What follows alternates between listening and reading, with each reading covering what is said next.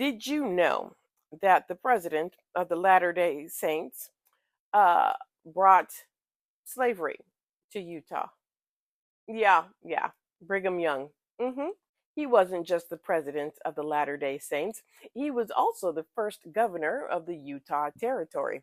In fact, he led the effort to legalize slavery in the territory.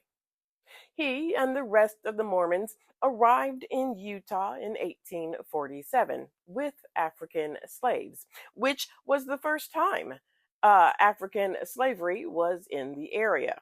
Now, according to the 1850 census, 26 Africans were enslaved in the Utah Territory, and 29 were reported enslaved in the 1860 census. Okay. Brigham Young was one of many prominent church members who enslaved people.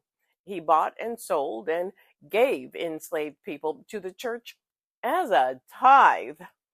I didn't know you could do that, but he did. Yeah. He also recaptured those who escaped their enslavers. Brigham Young taught his followers that slavery was ordained by God and that efforts to abolish it were contrary to the decrees of God and would eventually fail. He also encouraged members to participate in the enslavement of Native Americans. In 1852, he stood before the joint session of the Utah Territory Legislature and argued that owning slaves was a way to improve the condition of the Africans because it would teach them how to live a useful life. He went on to say that Native Americans were so low and degraded that transferring them to the more favored portions of the human race would be a benefit and relief.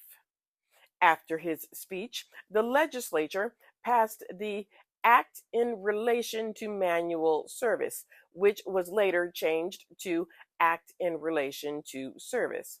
This act legalized the enslavement of Africans.